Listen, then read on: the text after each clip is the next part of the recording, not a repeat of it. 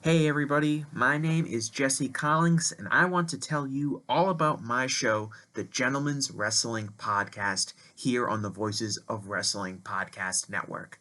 On the Gentleman's Wrestling Podcast, we do a thorough analysis on the biggest issues and trends within the pro wrestling industry. We talk a lot about pro wrestling media, we talk a lot about fan culture and wrestling's place within general pop culture, and we talk about the broader influences that are shaping the way we discuss and analyze the pro wrestling industry. We've had some of the brightest minds in the pro wrestling intelligentsia on the show, including WrestleNomics host Brandon Thurston, both Rich Craich and Joe Lanza from the Flagship Wrestling Podcast, Trevor Dame from the Through the Years podcast, and a whole lot more. This isn't a show for hot takes. It's not a show recapping the latest episode of television. This is a show focusing on the biggest topics in pro wrestling and doing a deep dive on the real stories behind the surface level analysis you might find elsewhere. The Gentleman's Wrestling Podcast is available wherever you get your podcasts, and we'd really appreciate it if you gave us a try. Thanks. This podcast is a member of the Voices of Wrestling Podcasting Network. Visit voicesofwrestling.com to hear the rest of our great podcasts, as well as show reviews, columns, opinions, and updates across the world of wrestling.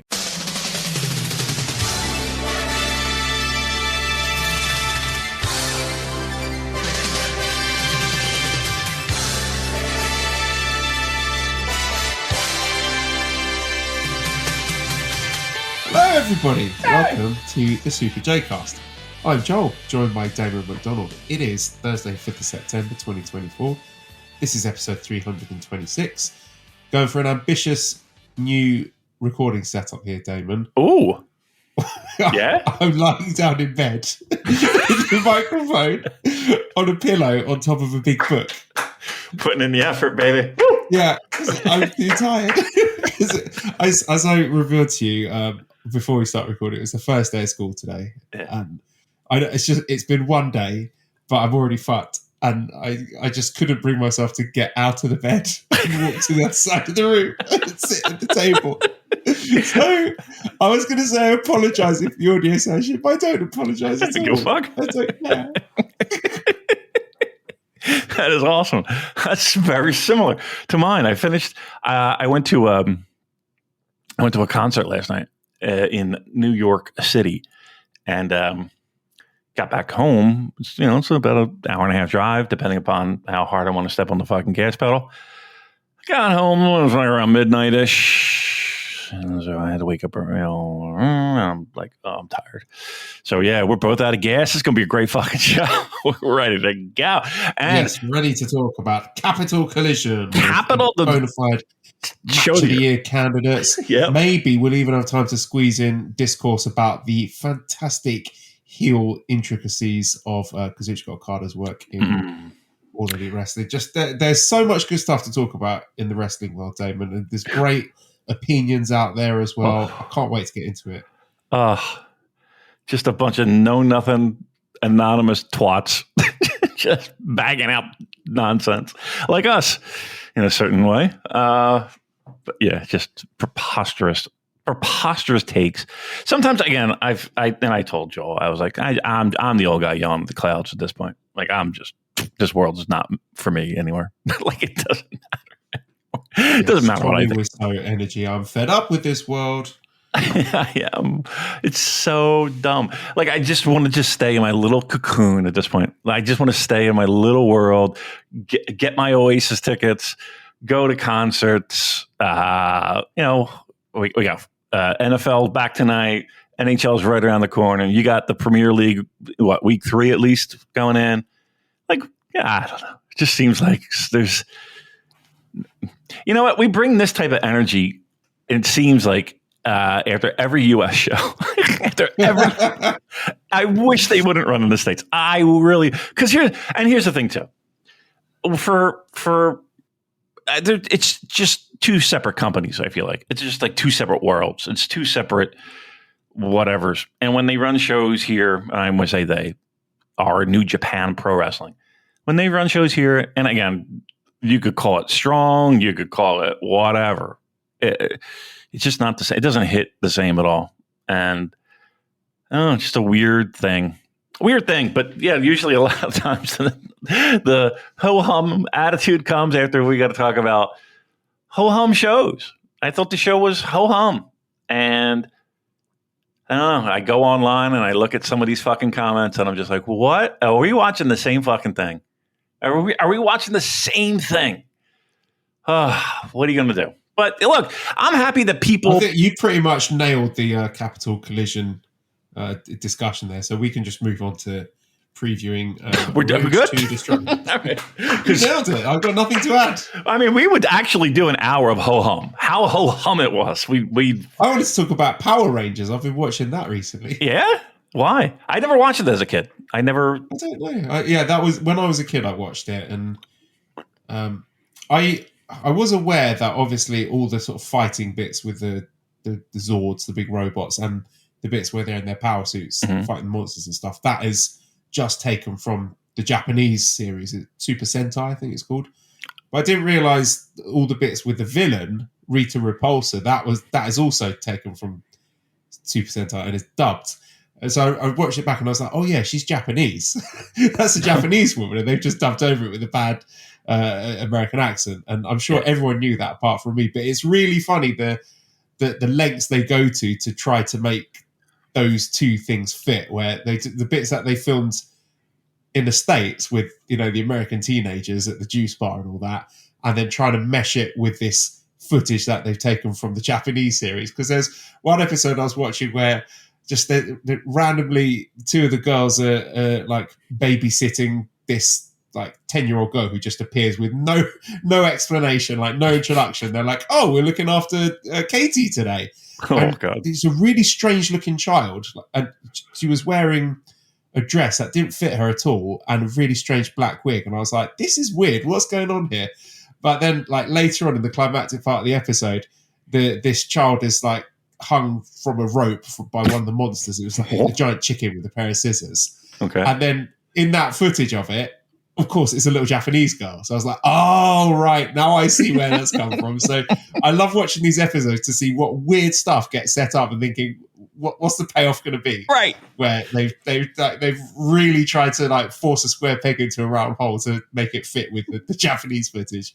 I don't know. That's the rabbit hole I've gone down. No, it's also good. It's like they get this zip file of just random clips and they're like, okay, how can we make a show around this? Yes. You know what I mean? All right, we got to find someone with dark hair, about 5'3". Yeah, it's yeah. And there was one with a pig monster that eats everything, and then they say, the pig monster goes to their food festival and it ate all the food from the stores, but it didn't eat like the spicy food, the Mexican food. And they're like, do you notice the pig didn't eat that? Yes, okay. So I was like, all right, they're going to put some like chili peppers or something, and let's put this spicy root into the sandwiches. I was like, what? Spicy root? What the fuck is going on here? What spicy root are you talking about? And then we get to the part where they've got the Sentai Rangers with the masks on, and it's a big wasabi root, and then you're like, okay, now you see how the pieces are fitting together, where they have to do these really clunky segues to make it all match. It's extremely funny to me. Now I want to watch it. Now I want to watch it just for that reason alone. Imagine being a writer, like, okay, hey, Mom, Dad, it finally paid off. All of my years at school and writing, landed my first. Oh, congratulations, son. Where is it? Well, I'll be writing for a series called the Mighty Morphin Power Rangers. Oh, my. Sounds fantastic. Yep. So what we do is we get these random clips mailed to us, and then we have to write a show around it. I'm sorry, what? Yes. Yeah. We have no idea what these clips mean on individually, but we must piece them together to then create. It's like a game show. Connect it to a juice bar full of teenagers. Right. It's like, whose line is it anyway? You ever see that show, the improv show? It's like, all right, here's the bit. You're at a gas station and you've lost your pants and you're looking for a goat. I don't know. I just made up things. Yeah, just great. Yeah. I got to watch it. I definitely got to watch that. I want to pick your brains about more Oasis stuff. So we've got some questions about that. Andrew says, can Damon explain the Oasis feud? Mikey says, what's bigger, Golden Lowers reunion, New Beginning 2018, or Oasis comeback tour? So, I mean, you can address those questions as you see fit, but you have obtained tickets, correct? Yes. Did you get stung by the dynamic pricing? Well, here we go. So, yes, I do have tickets. I will be visiting Joel and Dan and everyone next summer. So I can't wait. Yes, I did get tickets. So I don't even. Oh yeah. So I got an email to sign up for the pre-sale. I was kind of shocked that I got it, but okay, great, I got it. And then it's funny because they did gatekeep, or at least try, but it was a least feeble attempt at gate. It was like, name Oasis's first drummer. I mean, all you had to do was just fucking Google it. I mean, I don't understand why anybody would have a problem with that. And then it was like another question was like, how many times have you seen Oasis? I felt like. I forget, like it was like between 5 and 10. I was like, yeah, that sounds about right. Like Oasis, right? Exactly. So that happens, and they're like, okay, well, if you win the lottery, we'll let you know. And then the next day, I get a fucking email with the code. I'm like, shit, I got pre-sale, which was pretty nice. I knew I would be fighting with a million other people, probably more than that, millions of other people. And then time came, and I kind of got into the queue a little early. And the next thing I know, like usually it's like, okay, wait to be put in the queue. And you're like, okay, your palms are sweating. You're fucking, oh my God, panicking. I hate buying tickets. I fucking hate it. Aside from the anal fisting that you get from Ticketmaster, but okay. Just the pressure and everything. Like you're just trying to get these tickets. Anywho. I'm waiting in the queue, then boop, time comes, and I was put into the queue, and it was like I'm waiting for a number, like you're 4,000, you're 10,000 in line, you're whatever. I was just knew that this was gonna, dude. I was 28th. I was like, what? I was like, so now I'm scrambling. I was like, I gotta get my fucking wallet out. 28th, and it was like you're 28th. I was like, oh my God. And then it was like, boop, you're 18th. Boop, you're 11th. Boop, you're next. I'm like, oh shit, here we go. So I get in. There's a little tiny option there in Ticketmaster where it's like UK, Ireland, other that you had to check. And I never had to do this before. And I didn't. I just hit UK because I thought like, okay, that's the tickets you want to show me. No, that what they're saying is that when you go to check out, this is where you're from. It wasn't very clear. So I hit UK because I'm buying Wembley tickets. Okay.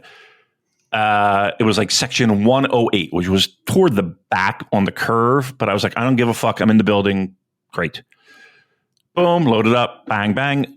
Tickets were reasonable. They did not go into dynamic pricing as of yet, apparently. And I had them in my cart. I had them putting in credit card information. Last part. They wanted my address, put in my address, and it wouldn't accept my U.S. postcode, right? It wanted a UK one, and it kept saying invalid. And as this is happening, the timer of how long it takes for you to get these fucking tickets is rolling, and I'm like panicking. I'm down to a minute. Now I'm looking for random, like London postcodes, and I put in a random one, put it in, hit buy now. It spins and spins and spins and spins and spins, and then it's like, your credit card has been rejected. I'm like, what? I know. And then I get a text from my credit card, and it's like, hey, we're stopping this purchase for security reasons. It seems odd and suspicious. I'm like, you don't fucking know me. like this would be the most like me purchase, no doubt. Fuck you. Tickets time out. Boop, lose them. And I'm like, oh, no. I'm like, I cannot believe I don't. And now I'm enraged. And I'm like, motherfucker, let me just try and get back in. Obviously, I approved the purchase. I'm like, okay, now you can use your card. Where were you fucking 30 seconds ago? Boop. I get back into the queue. I'm like 54,000th in line. And I'm like, well, I'm completely fucked. I'm fucked. So I just left it on, right? I just left it on my browser. Next thing you know, not even next thing. I would say probably 15 minutes later, maybe 20 minutes later. It did move. Anyway, fast forward. I'm in the queue again. Boom, I can get tickets. Now the only ones that are available, dynamic pricing, right? For like standing, which is impossible because Cheryl would never be able to see anything. Like if I'm like, it's just not going to work. And she is not going to stand in the middle of a fucking field, shoulder to shoulder with fucking dudes in bucket hats, oi, oi, oi, and all the fucking day long. You know what I mean? Like she's not going to have that and having piss thrown on her or whatever. That is not her style, shockingly enough. They had these special VIP type tickets, right? And it's not even that special, to be honest with you. You get like a fucking laminate or like a lithograph and something else and whatever. But they were just outrageously expensive. But they had 2. So I was like, fuck it, I got to do what I got to do. That was the word Cheryl gave me. Got to do what I got to do. Got them. Better seats. Like I'm like section 124 in Wembley, which is right on the side of the stage. Like I want to say 20 rows up, maybe 30 rows up, 25, something like that. So perfect sight line. Cheryl will be able to say perfect. I just, cost me an arm and leg and a fucking foot. But yes, long story short, I got them and I will be going in July. Wembley Stadium. Cannot wait. Super fucking pumped. And, they're going to do US stuff. They'll probably do like MetLife and Chicago and stuff like that. So we'll probably get them as well. But yes, it's done and done. All right. So yes, I did get the tickets. The long story short. What were the questions? What else? What are you doing here? Can't remember. Let's move on. All right. Right. I know, so boring. Someone was asking to explain the Oasis feud. I mean, they can't still be between the brothers? I guess so. Well, they always had this fucking thing back and forth, right? They just kind of bust each other's balls, and sometimes they drink a little too much and they bust each other's balls and it gets out of hand. It was a show in France. They had another one of these little fucking dust-ups. But apparently, like, Liam might have said something about Noel's wife, and that wasn't taken too well, and blah, blah, blah, and nor should it be. And but then they got divorced. So, and I think she walked away with a nice, package, if you will. And so you got to pay bills, I guess. I guess. I mean, that's the only, not the only thing, but I'm sure that was a prime driver. But whatever, it's happening. I don't care what the reasons are. Just fucking get on stage and sing the songs. I don't give a shit. I don't give a shit if you talk to each other at all. Just sing the fucking songs. I don't care. Sing the songs. Outstanding. Do you think you'll have time to squeeze in a little trip down to the Southwest? Yes. I mean, that was a requirement. Like Cheryl was like, we gotta make that happen. So yeah, she would love it. I'll take you to Bovey Castle, and we'll have an afternoon tea there. Cheryl will fucking love that. Yeah, she would. Yep, that's her wheelhouse. Yep, that sounds perfect. That sounds absolutely like on the itinerary. Absolutely. Cool. Right, let's move on to the news then. Jake Lee, the smart bastard, has officially signed a contract with New Japan Pro Wrestling. They had a little press conference for it. Interview transcribed. Haven't read it. Didn't interest me. How are we feeling about Jake Lee signing with New Japan? I don't know. Like, if I had the extra money lying around, would I spend it on Jake Lee? I think let's be honest here. I think it's the other way around, where Jake Lee was probably more interested than they were. I don't know what he signed for, and I don't know the value that they see in whatever he signed for. Like, are you going to make a return on your investment? I don't know. I don't know what he signed for, but I don't know. I just feel like if we had extra money lying around, he might not have been the first pick. But I mean, he's there. It's not like you have to fly him in every show. It's not like you have to, like, he's there already there. So I'm sure there's some cost cutting thought process there. And also, if you're a pro wrestling fan, especially if you're a pro wrestling fan in Japan, I would think that you would already recognize that name. Like, he was a top guy in a lot of the promotions that he was in. Not maybe not top guy, but he was in the mix. Like, I don't want to get into, like, because it's not the same thing in the sense of, okay, are you getting value for this signing? If it were, a football player or a hockey player or whatever. So it's kind of hard to kind of say, okay, yes, for that money, we should do it. And I don't think it's a conversation worth having, frankly. But I don't know. I mean, I guess it's a good thing in the sense of it is a body that can fill certain roles. And two, like, what else is he going to do? I hate to say it, but like I feel like he's done his time in a lot of promotions already. Like, what else is he going to do for All Japan? What else is he going to do for, working in the indies? And like, I don't know. I don't expect him to be a main player in this. I don't think he's going to be like in the main event scene. Like, but as a mid card title guy. About that. Andrew says, which AEW wrestler should the smart bastards squash on January 5th? Brian says, does Jake Lee get an IWGP title reign in the next 5 years? I feel like an evil title run would make sense since he would become the youngest Grand Slam champ ever. I mean, I don't think he will, and I don't think he should, but I'm not ruling it out because this man's ability to fail upwards is going to be studied by scientists for decades to come. It's just extremely funny the way he left Noah, and I'm sort of paraphrasing stuff that John Carroll said, but if you go back to when he was with All Japan, so he's working for All Japan and he's saying his goal in life is to be in the G1. And then Noah brought him in after that when New Japan weren't interested. They put their world title on him straight away. And then the angle where he left, like New Japan shot an angle that made all of the Noah talent look like complete idiots on his way out, where he betrayed them all and walked out. I don't think he even put anyone over on the way out. No. So he's leaving into the place where he wanted to go from day one. It's just extremely funny the way that Noah was just like, yeah, that's fine. Yeah. It is a weird thing of this hierarchy in pro wrestling. And it's like, this promotion is this promotion's bitch. And this promotion is their bitch. And this, it's like, Noah does seem like at every twist and turn, and again, there's been times where New Japan has had a vested interest in the company, and there were times where that's not happened. Like at every turn, though, it's like Suzuki-gun comes in and runs fucking rampant over everyone in New Japan.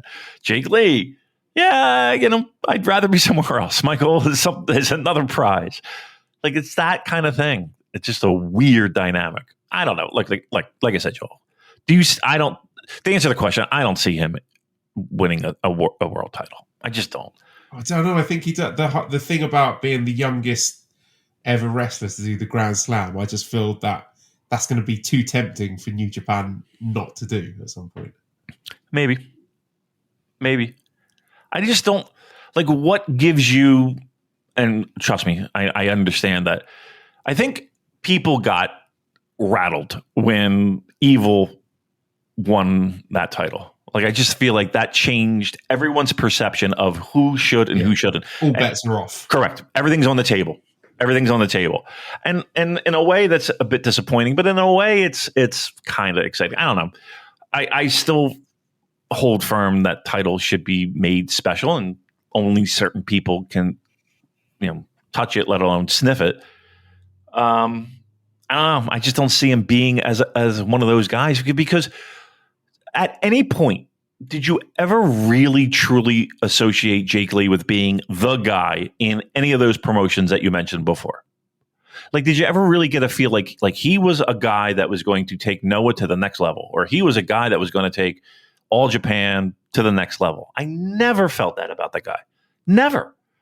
And so why are we assuming that New Japan is going to be like, absolutely. Because everyone else is doing it. Well, all these companies put the world title on him. I guess we've got to do it as well. And he will come in the room and be like, lads, just remind you, I am tall. Right. He is tall. Yeah, let's do it. Yeah. I mean, that's what it feels like. Okay, when he did win those titles, and again, it would be the youngest guy to do it. Fantastic. I love the idea of making history. But even when he won those titles, did you ever get the sense that he was the guy? Like, it felt like I never felt like he was the guy. Never. I don't know. I don't know. Could he? Sure. Like we said, everything's on the table. Do I see it? I don't. I feel like he's a solid. It's a Jurassic Park thing. Just because they could doesn't mean that they should. Correct. Leave it at that. That's yes, correct. And some news about Yuya Uemura, who has a confirmed tricep tear, 6 months to recover. So we can see you in 2 months. Slot him in for a big comeback. New Japan Cup, win the New Japan Cup. Looking forward to that.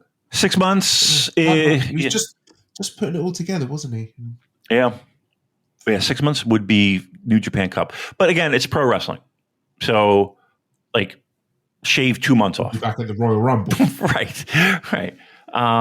They probably come back sooner than they should. Let's be truthful. It's the nature of the beast. It does suck, though. Yeah. Like anytime that happens, it's like, I don't want to say people start to get lapped, but, and I don't think that's going to be the case here, but like when you're young and you get an injury like that, or any type of serious injury that puts you on the shelf for months, like that just shaves years off a career, and it just shaves years off of, like, I hate to be this guy, but like Hiromu pre-injuries and Hiromu post-injuries are two absolutely fucking different beings. And you know, there's valid argument, Joel, for people to say, well, he probably shouldn't have been doing that crazy shit and that reckless balls to the wall style pre-injury. But, you know, how are you going to tell that to a 20-something-year-old guy trying to be a star and has the ability and the wherewithal to do those crazy fucking things? What are you going to do? It sucks. It does suck. Because I don't like anybody getting hurt, but I hate it when a young guy whose stock is rising and there's so much expectations to have an injury like that. Every wrestler has an injury. Every wrestler has a thing that puts them on the shelf for a decent amount of time, like any real serious pro wrestler. This one, I don't know. This one stung a little bit when I saw that news. But again, he's probably going to come back sooner than later, and I'm probably not advised to do so, but he'll be back sooner than later, I think. Because it's pro wrestling. All right, well, let's dip into New Japan Capital Collision. All right. So this took place with buzzing in Washington. Attendance of 2,266 people, allegedly. Commentary by Walker Stewart and Vader Scott. I thought they were pretty good. We have questions, sort of big picture stuff about the production and everything. So Derek says, didn't seem like much attendance, or maybe it's just production, but if the crowd was into it, it didn't really translate on TV. It doesn't feel like New Japan Strong is important. Anwar says, will the company ever put more money into their audio and visual departments? And Baldy says, one side of the ring had no seats, which also happened to be the side the entrance was on. The attendance looked low with that seating and entrance. Is it just me, or did the presentation affect the show? 2,000 plus attendance should look great on camera. So what were your thoughts on the aesthetics of the production? Typical US show. You know, they tried. We have this conversation every 3 months, don't we? I'm bored. It feels like it, right? It's not going to change unless there is some dope out there with a lot of money that's willing to waste a lot of money to have a production that is comparable to what we would normally see on television. It's just not going to happen, kids. It's not. No, it's just not going to happen. Like, they would lose so much fucking money. It wouldn't be funny. Like, I hate to be that guy. But that's the honest to God truth. Like, this is a company that it's a I don't even want to say that New Japan Strong is an offshoot of New Japan Pro Wrestling. Like, it just happens to have the same 2 words in it. It doesn't feel like the same promotion at all. It's like a fever dream of New Japan Pro Wrestling, where you wake up and you're like, I just had this really weird fucking dream that Naito was in the mid cards and he wearing his t-shirt and he's wrestling against TJP, and your mate would be like, what? That's fucked up. Well, you should stop eating cheese before going to bed. What's sad is that on paper, they had a nice lineup, and I had people ask me if I was taking a ride down, and I'm like, I didn't really want to spend the money on it, because unfortunately that involves I got to not only drive down, which costs money. That I got to put gas in the car. I got to get a hotel, and I got just there's more outlay than just a wrestling ticket. And I know it was a Friday night, and I was just like, I'm not going. But on paper, like, this is a pretty decent show. I don't know. Like, it's just a different thing. And I'm tired of trying to get into it. Like, I'm tired of, I guess I'm tired of wanting it to be one thing. And again, you said it. We talk about this every fucking 3 months. Like, the production. It's never going to change. So it looked like, let's be honest. It looked like shit. It looked like fucking amateur hour. It looked low rent. I'm sorry, it did. But that's it. That's where we are with this. Like, and that's not going to change unless, like, again, somebody decides they want to invest a ton of money for very little return. Like, do you think if they had better production values, that would translate into more people attending shows, Joel? Not really. No, right. Not really. Because what you did was you brought in, arguably, the biggest name you possibly could to headline this show, and you got a lot of empty seats. That's the truth. Whatever, for whatever reasons, that's where we are. Adding better lighting, or adding pyro, or adding a better ramp, or whatever, adding qualified camera people, or flying in production staff from New Japan. Whatever ideas you have to improve that, trust me, it's not like they haven't said that aloud before. And it's a matter of, nope, we got to save some bucks. And you would think that, okay, so the investment in better product, viewing wise, would then equate to more buys or more interest or more whatever. And I don't necessarily know if that's the case. Could it hurt? No, it couldn't hurt. But the only thing that's going to hurt is New Japan's wallet. And I just don't see that happening. So it is what it is. It is low rent. It does look cheap. It doesn't look like a professional product. But there you are. Right, let's get into the card then. Did you see the pre-show? That was, correct me if I'm wrong, they had the Strong Survivor match. That's it. I did see that. I did see, was it Matt Vandergriff? Was it? Yeah, so Matt Vandergriff defeats Alan Breeze, 6 minutes, 23 seconds. I was watching this. Arthur was sitting next to me. He was a big fan of Matt Vandergriff's tattoo. Yeah. As we know, Arthur is a big clock aficionado. So that's right. Pointing, clock. That is the only good appealing thing to look at Matt Vandergriff, who is slowly completing his metamorphosis into Chase Owens, to the extent where apparently there are a lot of Japanese fans on Twitter who actually thought it was Chase Owens. Oh, really? Wow. And he's changed his in-ring style, where he's starting to work like Chase Owens as well. He's we've got a bit of character development. He's working a heelish control period rather than just getting all his shit in.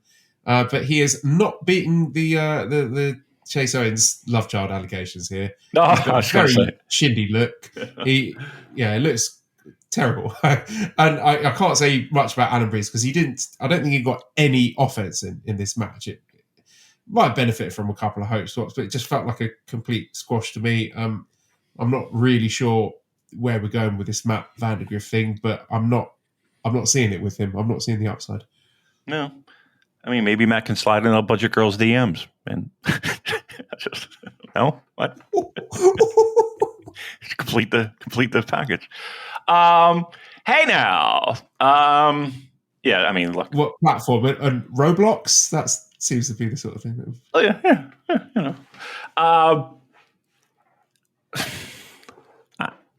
I get why they want to do this idea of continue on, and the winner will continue. Like again, like is there ever going to be a payoff with this idea of win and move on, strong survivor?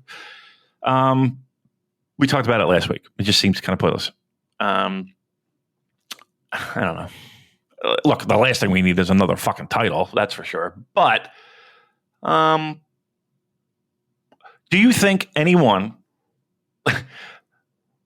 Okay, here's a case in point.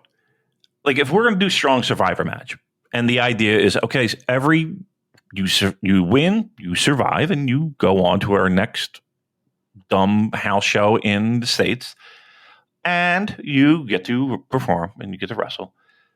Wouldn't it make sense that, okay, so at a certain point, they get an opportunity to then be, I don't know, a title shot of some fucking irrelevant belt, right?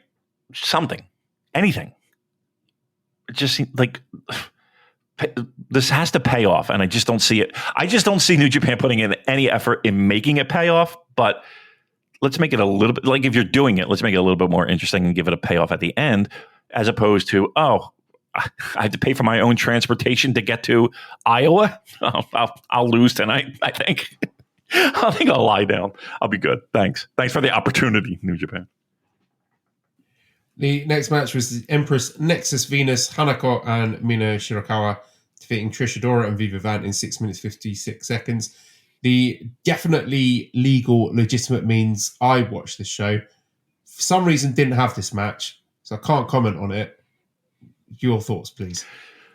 Yeah, it must have been something wrong with the feed that we both received because I would say it was satellite. Okay. We had satellite issues. Like it was solar satellite flares, I believe, it was the issue. I believe apparently the footage for this match has just been lost to time. No one can see it ever again. It's just one of those, those white whales. Yeah, it'd be like that Tom McGee Bret Hart match that everybody was buying for years. Buzz Sawyer versus Tommy Rich, Battle of Atlanta. No one saw this, and then all of a sudden it just pops up out of nowhere. You just wake up and it's there. That'll be this. Yeah, that's a great way to get some. Like, where is this match? Does anybody have this fucking match? Yeah, so because the reviews for this are not enough votes for total rating. Oh, really? Mm.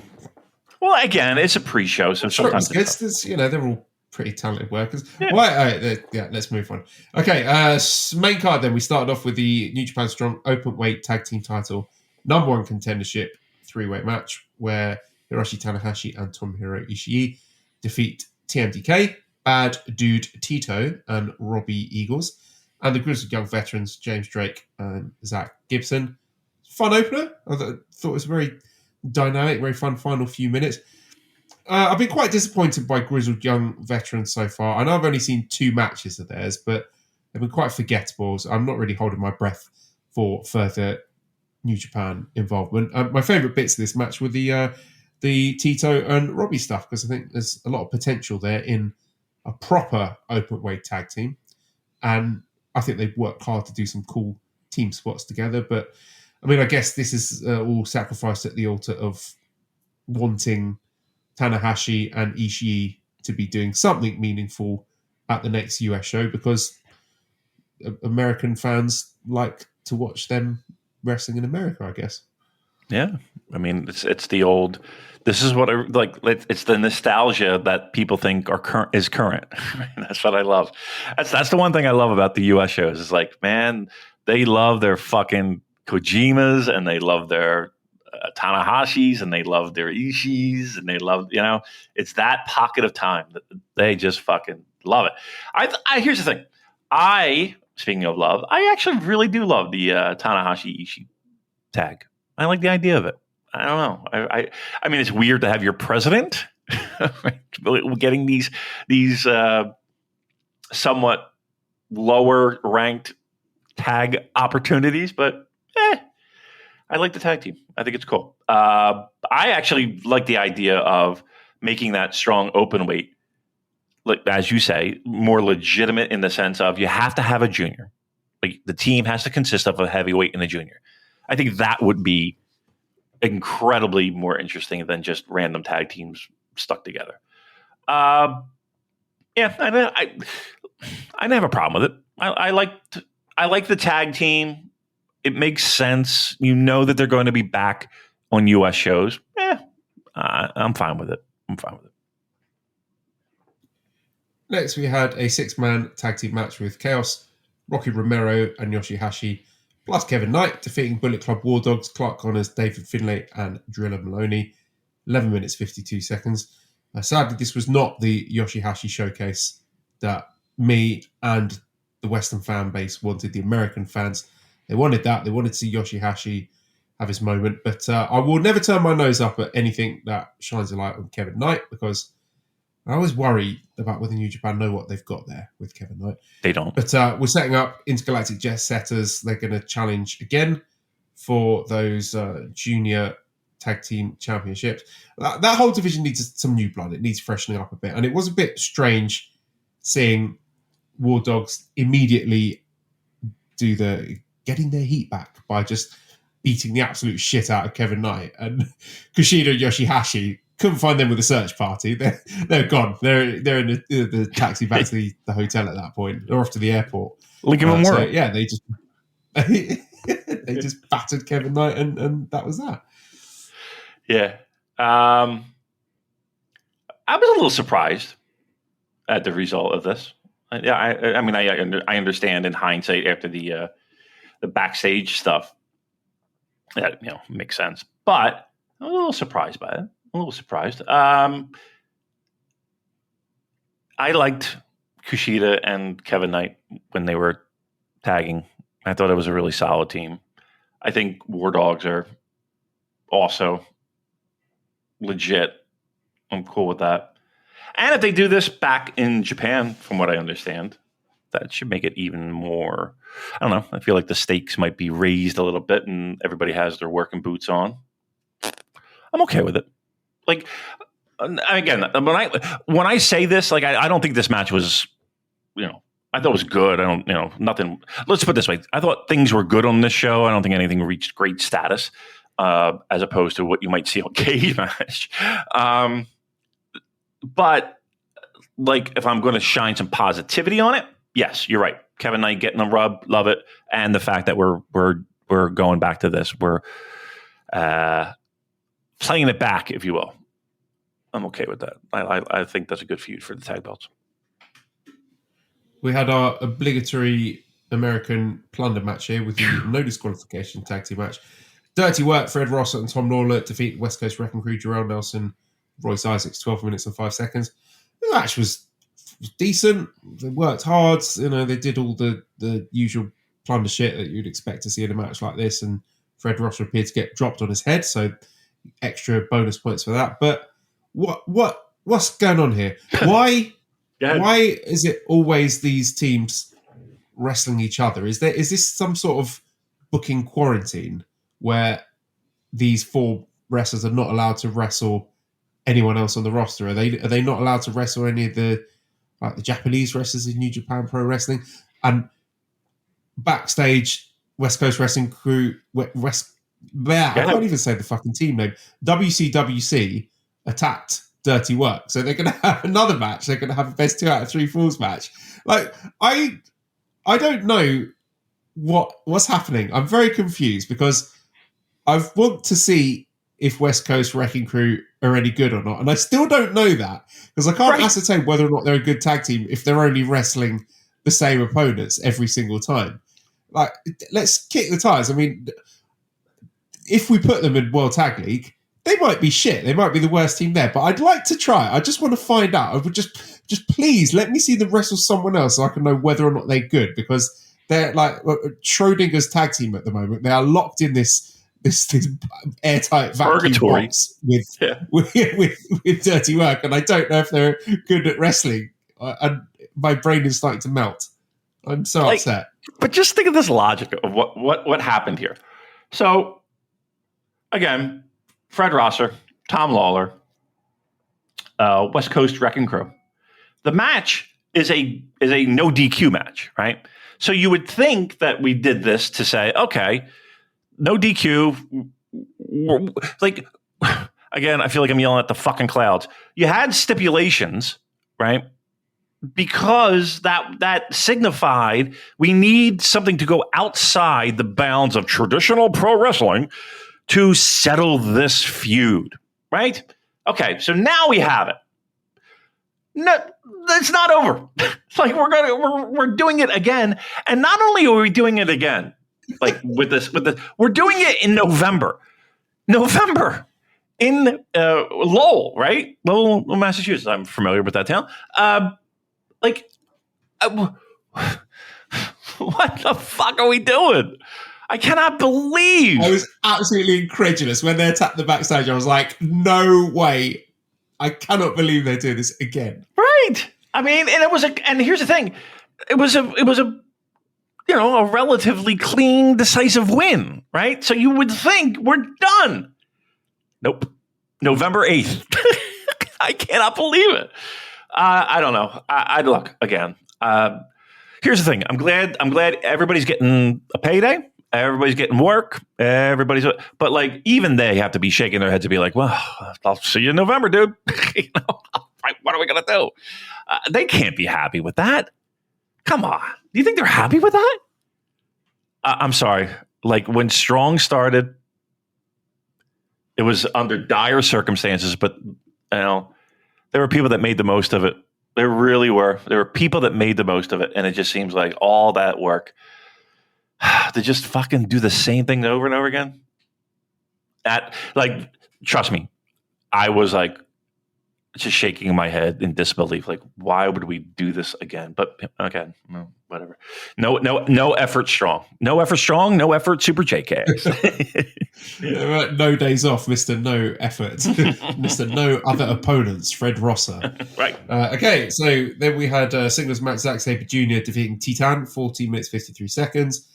I enjoyed getting the fuck the Tories chant, and Zack getting very excited about that, saying, in America no less, also fuck the Republicans. So that was good. When Zack Sabre Jr. does that, he gets cheered, but when I do it, we lose half our listenership and I'm the most paid person on Reddit. So the double standards are sickening. But I'm really enjoying this Zack Sabre Jr. post G1 Lucha World Tour, and I thought him and T-Town had really great chemistry. Just a style that accentuates all of Zack's strengths. And it's very fluid, smooth. It's smooth like silk. I really feel Zack's just taking it to the next level. He just feels like a star. It's the way the receptions he's getting, like whether we're talking Copper Box or Wembley Stadium or here, he feels like a big deal now. I'm a little bit dubious about the finish of this match. I'm not sure T-Town actually tapped. It felt like he was just sort of banging the mat in sort of frustration or to G himself up rather than actually submitting. So I wonder if that might have been a bit of a fuck up, but even if it was still pretty fucking good. Yeah, I think on paper, like I said, we kind of circled this match to be like, all right, this is going to fucking roll. Greatest match of all time by no stretch, but I thought it was really good. 14 minutes. I thought the 14 minutes we got was solid. Yeah, they did. Like, you wouldn't think... my biggest fear would have been, and maybe was, and it really wasn't a big fear, trust me. But if I did have any going into it, it'd be like, wow, it's such a weird contrast of styles, but it really isn't that. It really isn't. I think they really match up very well. I think they both complement each other very well. Zack's on fire, man. Zack is on fire. And I don't know, like all these wins and all these, I don't know, it's just, something seems special. I'm just going to throw it out there.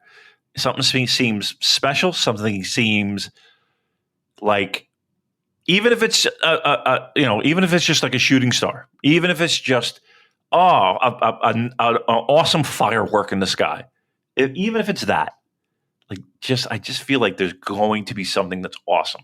And this is not me pastrami sandwiching anything, people, but there's a reason for all this. We actually rejected the pastrami for once. We did. You're not going to believe this, people. We were privy to something, and as the sentences were being typed away, Joel said, "Nope, no, save it. I don't want to get spoiled on stuff. Yeah, sometimes. I know now everybody's going to be like, they didn't do it. I think they were saying that. I know. Oh yeah, we're doing the equivalent of doing the Twitter eyes emoji. Okay, you have to scratch that bit. Editors don't get rid of that. Yeah, we'll edit that out. We're sending this file over and be like, Dan's just fucking over. No edits. Take the night off. All right, what else we got? We had Tetsuya Naito defeating TJP 40 minutes 54 seconds, a non-title match. I mean, the most entertaining part of this was Naito wrestling in his t-shirt and then TJP getting annoyed and taking his t-shirt off, and then Naito putting the t-shirt back on when he'd regained control of the match. I don't know, man. This should have been a 5-minute squash. I mean, I'm all in favour of the open weight stuff. And, Zack and Titan being competitive and, Robbie Eagles handling himself in, with the heavyweights in that tag match. Like, that's all cool. But this is your world champion. This is supposed to be the top guy in the company against the guy who couldn't even make the G1. Damn. I just feel that should have been like a 5-minute squash match. I don't mind a competitive match. Trust me. I don't know. I just felt like this was house show. He didn't give a shit, did he, Naito? That's what I'm saying. Yeah, he could not give a fuck. This was house show. This is house show. Hercules versus Dino Bravo. No, not that bad. But it was, but you could just tell. You could tell from the minute he fucking stepped through the curtain that, I don't know. And here's the thing. I don't know why I expect him to go out there and kill himself in front of 2,000 people, if that. No. But as me spending a Friday or Saturday afternoon or whenever the fuck I caught this show, watching this, like, I don't know. Like, you give me low effort, I'm going to be honest, I'm going to watch with low effort. I want to watch with low effort.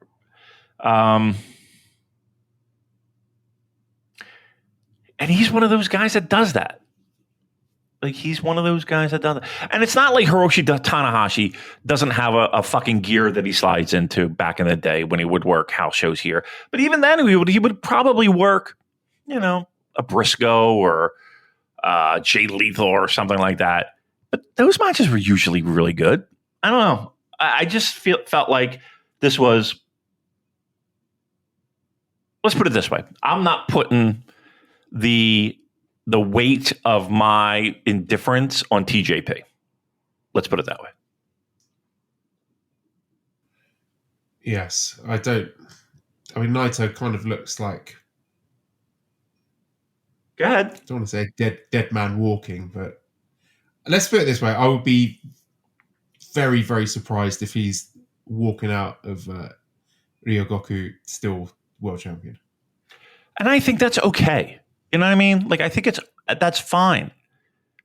Look, I think everyone is in agreement that we are in the waning years of not only a title reign, but the waning years of serious top guy in the company.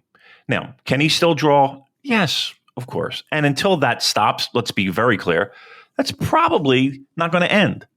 But I just feel like, and trust me, there are times where, even when he was the healthiest of health, there would be nights where you'd just be like, oh, T-shirt Naito, right? It's always been a thing.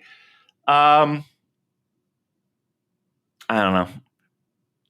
Like, this one had all the trappings, and they delivered on all the trappings, right? And once again, I'm not blaming TJP for this one. Next, we had the NJPW Strong Openweight Tag Team title match. TMDK, Mikey Nichols and Shane Haste defeating Hechicero and Virus in 13 minutes and 34 seconds. It was pretty forgettable match. I'm quite down on the heavyweight tag division this year in New Japan. I was excited about TMDK getting their moment, but they seem to be lacking that standout performance where you say, yes, these are the guys that are flying the flag for the heavyweight tag division in New Japan. To me, it's all been a bit underwhelming. Well, I think they could, and you're right. At least what we have so far has been underwhelming. But I don't know if that's at least for me, it's not a fair criticism in the sense that I don't think anybody gives a shit about the titles.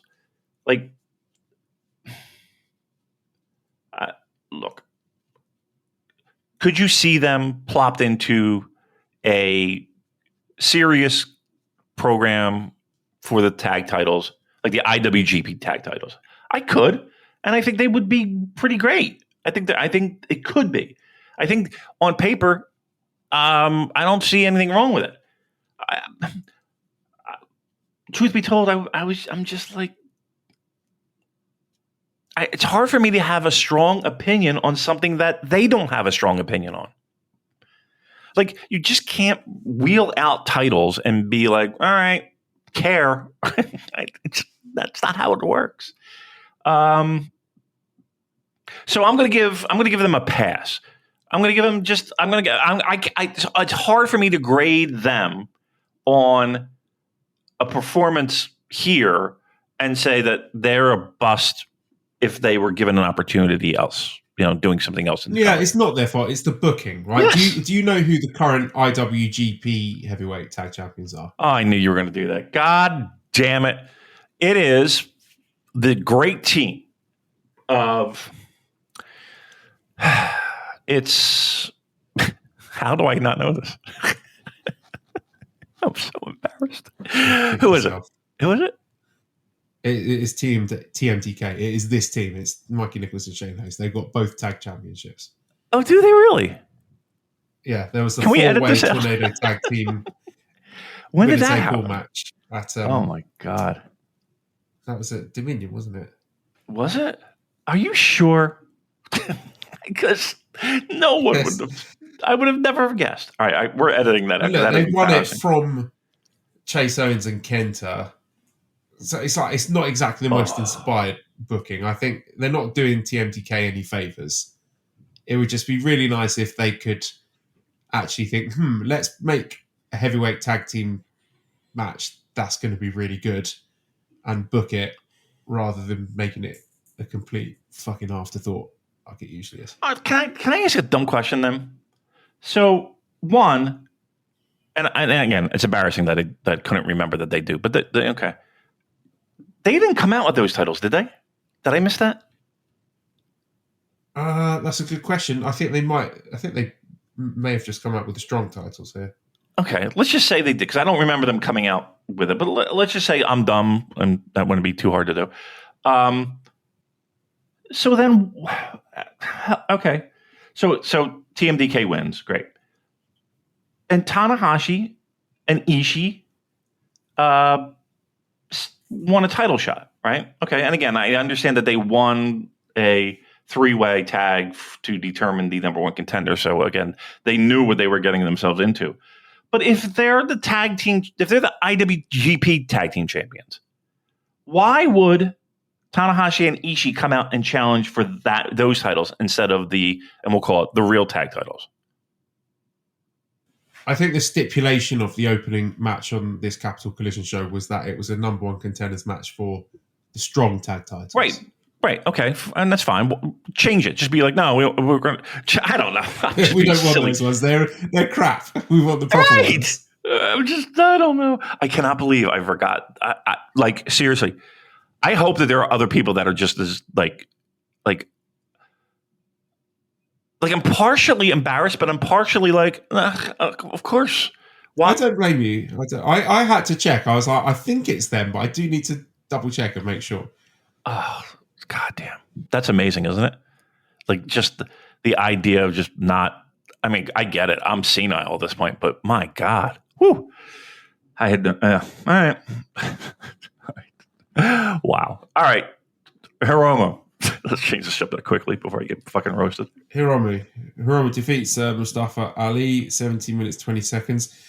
It's just this thing where when guys leave WWE, you get to see what their instincts are as a pro wrestler. And I just think Mustafa Ali has just got terrible instincts. I don't know if this is something where working for WWE just poisoned his brain, but all this stupidness, like his gimmick is awful, the politician thing, and all the crap with the Daryl stuffed cat early on in the match. And yeah, they worked hard, like they went into high gear down the stretch, but it was just felt a bit like painting by numbers. So I'm not, doing cartwheels over the prospect of Mustafa Ali declaring himself a best of the Super Juniors next year. It's fine. I mean, I'm not saying best of the Super Juniors is like a particularly high bar to clear in terms of the guest entrance, because we've had some pretty dodgy people in the past few years. So I'm sure Mustafa Ali will be fine. But yeah, it's just a bit underwhelming. I thought their first match that they had was better than this one. And I just think here, there just seems to be a whole host of guys like him and Lio Rush and TJP, where once you start letting them come up with their own ideas and their own vision for what pro wrestling should be and their own gimmicks and stuff, I just think, what's this, brother? It's bad. It's bad wrestling. It's just, I don't know, it just feels uninspired, I guess is the term. Or I don't, like, is anybody clamoring for this? Like, is anybody like on the edge of their seat begging for an appearance from Ali in Best of the Super Juniors? I don't think the line's wrapping around the building. I could be wrong. And the idea of going back to this is like, I don't really care. Like, and I hate to say it, but like, I have zero interest in this. Like, and so, help me out here. Best of the Super Juniors.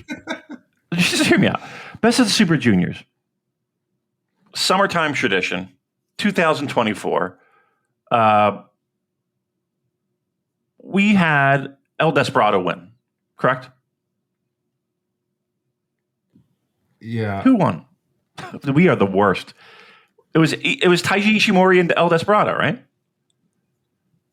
Yeah. In the finals, right? Yeah. Okay. So we're already planning for 2025? I guess his schedule must be pretty empty. It must be pretty open. He's penciling that in right now.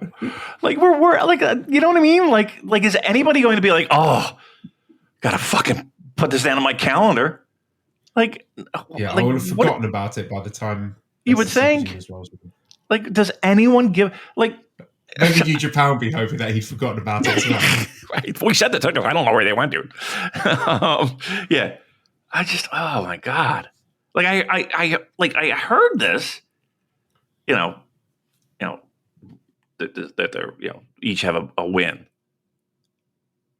And like, they're talking about next year's Best of the Super Juniors. I was like, that's a year away. Who gives a shit?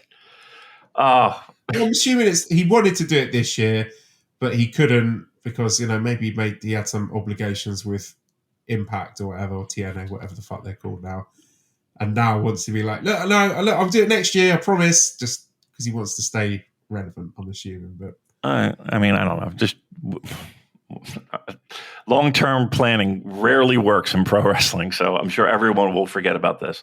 But we won't. We keep receipts. I can't even remember who the fuck the IWGP Tag Champions are. You think I'm going to remember this? Be like, oh yeah, remember they set it up at Capital Collision? No, I don't. All right. Right, we're moving on then to the New Japan Strong Openweight title match where Gabe Kidd defeated Lio Rush, 17 minutes, 57 seconds. A lot of fancy entrances and dancing and stuff. thought the match was good. Yeah. High energy, really kicked into gear. They did a lot for Lio Rush. He was kicking out of all sorts. Stuff that I thought maybe should have put him away. Gabe Kidd absolutely emptying the tank against this guy, which may have been a condition to Lio Rush agreeing to do the job. But he did take a preposterous amount of wrestling moves from Gabe Kidd before he was staring at the lights. But it was good. It was a good match. I liked it. I did too. I thought both guys worked hard, tried, had effort. What did they go, 20 minutes, something like that? Yeah. I tell you what, I don't look. I get if New Japan is a little bit squeamish on making an offer to a guy who, quite honestly, you don't know what version you're going to get in the sense of not in the ring, unfortunately outside the ring, right? If he can make a commitment, if he can, if he even wants to be in New Japan for a while, but like he's one of those guys that I would put in the list of what could have been. Like there always seemed like a good amount of start stops with him when it came to New Japan, and I guess both of them are a little bit gun shy of making a true solid commitment, and for whatever the reasons might be, whether that's again a personal thing, whether that's he wants to spend more time in the States, if he wants to, whatever the case may be, whatever.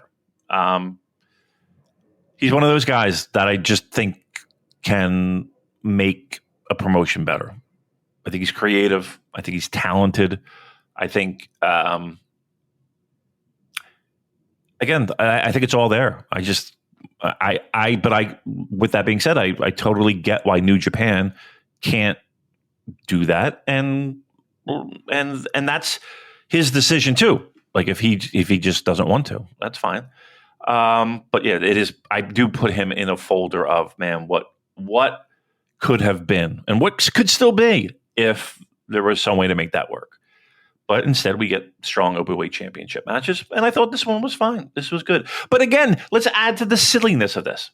So after this match, what happens, Joe? Why don't you set the table? Who did? I don't know. That's all right. Lio Rush gets attacked by Who attacked him? Mustafa Ali. Oh Christ! I just skipped it. Went straight to the main event when the bell finished. I cannot believe for the life of me that, and again, this might be the reason why this is going. We're talking about next year's Best of the Super Juniors, but I cannot believe that they're like. I found it. I found the women's tag match. Oh, really? Where? It was at the end of the video file. Oh, why would it be there? Why would a pre-show be at the end?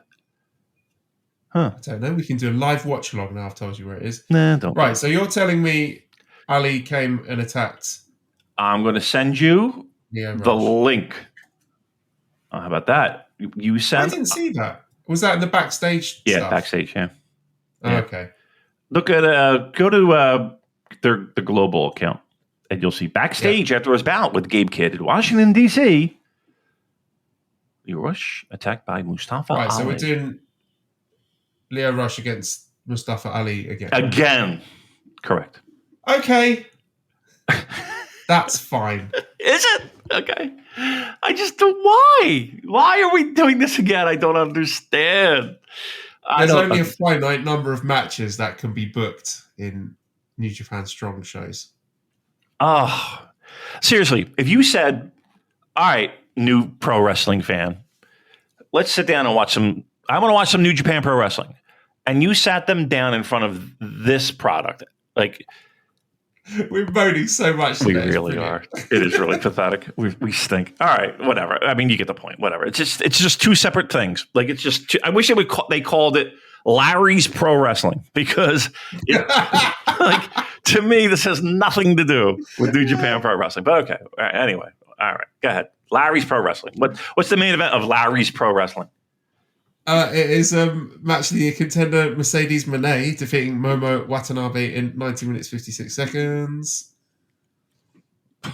Yeah. Yep. All right. While I'm here, I'll just type into the old Google machine. I'm going to go to a site that we all know, love. It's called Cage Match. Matt Vandergriff is just absolutely horrendous looking person. Sorry, I opened up the backstage stuff. He's such a weird looking man. Oh my god. Mustafa? No, Matt Vandergriff. Oh, well, yeah. He looks like one of the monsters out of Power Rangers.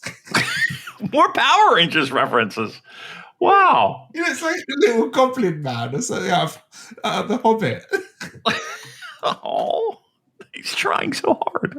He's in the gym every day. Oh, all right. So let's do this. Capital. And again, we're saying this certainly not. And again, the jokes are a menti. A menti? Jokes are aplenty when it comes to the comments on Cage Match, right? We all know that. We all know that. So again, this certainly is no way is this gospel. But if you don't mind, indulge me for a moment. I'm looking at this particular match. Now, I'll give you my take first, if you don't mind. That is, I thought the match was all right. I don't think it was either one's best match. I do feel like it's like this was, and it was neither. So let me be very clear: it was neither. But it was. You could tell someone who was trained in Western style. We'll kind of give you a big blanket on that one. Pro wrestling and Japanese pro wrestling, right? And it was like both people wanted to give their interpretation of the other. So it was like Mercedes wanted to show everyone that she's a fan of Japanese pro wrestling. So I'm going to try to do these things. And where Momo was like, I'm going to show you how I can do American pro wrestling. And I guess that is the challenge that I had with this particular match. It felt like that. I don't think this was a terrible match, but I don't think this was a great match. I thought it was a decent match. Was it one of the best New Japan Pro Wrestling main events? No. But given the comments and some of these Cage Match, it was really fantastic match for Mercedes Mone. After a disappointing match in All In, she reminded everyone who the CEO is. Wow. A 10. This match has become one of my favorites. The kicks, the back and forth exchanges, and the sheer intensity made it unforgettable. Unforgettable. Wow. Mercedes really showed her resilience, especially after that tough all-in match with her dentist. Why would anybody after that? This has to be sarcasm, right? This is not real, right? Why would anybody put, especially after that tough all-in match with the dentist? Her comeback in this match was nothing short of incredible, proving once again why she's one of the best. The chemistry between the two was palpable, and the crowd was very happy throughout.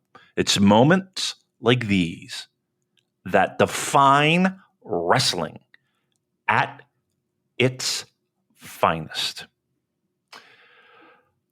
That's what I was thinking when I was watching that match. You took the words right out of my mouth.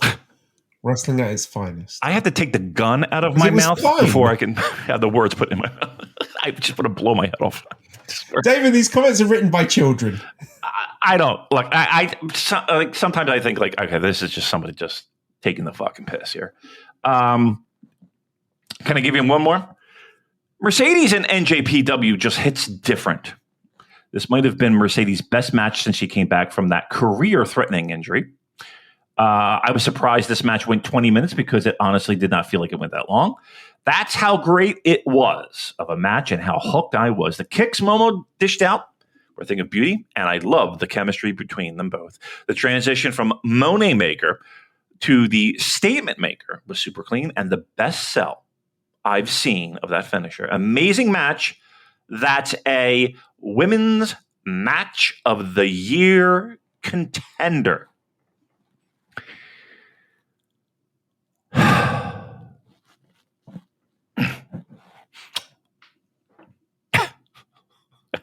believe I live on this fucking planet. It's amazing. Well, look, I'm glad people enjoy it. Oh, I have no words. Absolute banger of a match. They worked well together. Mercedes Mone, us one hell of a wrestler, whilst Momo Watanabe, that's what it says, Watanabe, hits hard. Well done, girls banger. There's no punctuation in this fucking thing.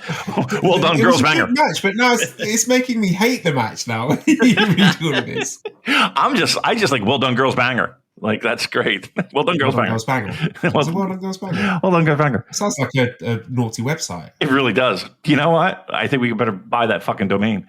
Look, again, people enjoy pro wrestling in different ways and different. So if it really hit strong for you, great. I don't know. I don't think I'm watching the same thing. I thought it was good. I don't know about match of the year stuff.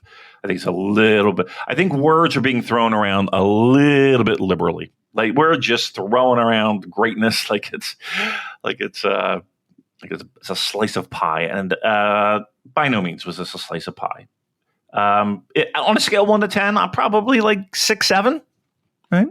Like, truly, and honestly, like if 10 is the best thing you've ever seen, if 10 is like just instant fucking, I can't believe I love this so much, it hurts. Like, this is like what? Like, your bar is very low, I guess is what I'm trying to say. Your bar is really fucking low.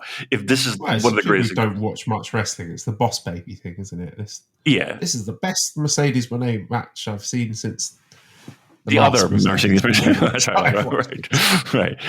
And then, these are reviews written by people who exclusively watch Mercedes Mone probably / Sasha Banks matches. Probably. I mean, and there's nothing, again, I can't say that there's nothing wrong with it. And trust me, I'm not sitting here using cage match comments as a litmus test of how people should enjoy pro wrestling. I just find it how crazy some of these comments are, because I was like, I don't really see it. But what do I know? I've only been watching this for fucking 100 years. Anyway. Anwar says, what should be the game plan for Gabe Kidd to elevate beyond his current position in the company? That match with Lio was amazing in person. So yeah, I mean, this is a big spot for him. He was placed on this card above a Hiromu singles match, above a Naito singles match, above a Zack singles match. So he's clearly being given a platform. They clearly trust him, and he's got the ball. What do you think is or should be the plan? Like, IWGP Tag Champion. That's so I can remember who it is.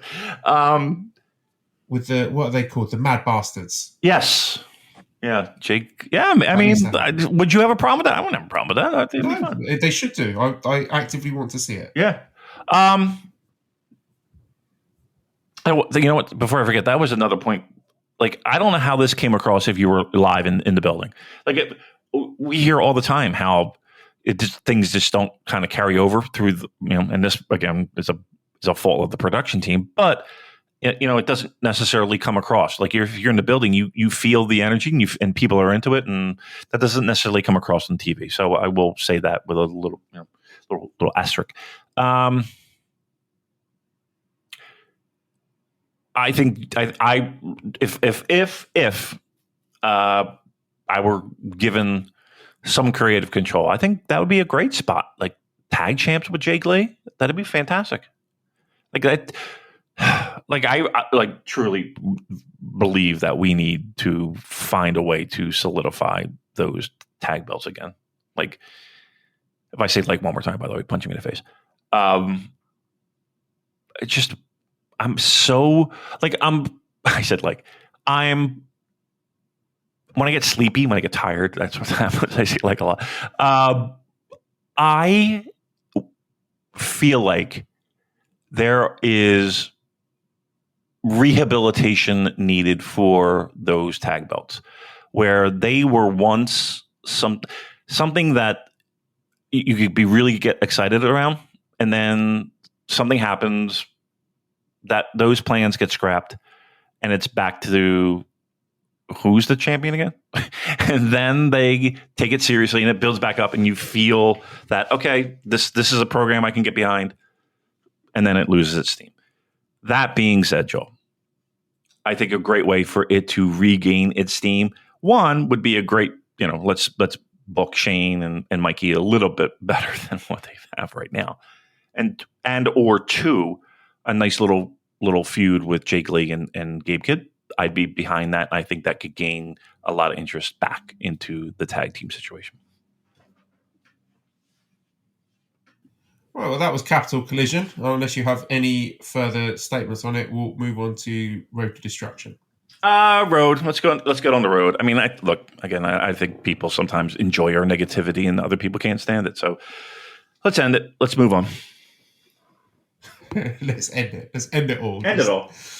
It sounded a bit grim. Right, so we have the Shingo Takagi 20th anniversary show on September 7th, coming up in Yamanashi, where we have Masatora Yasuda against Nagai Daiki.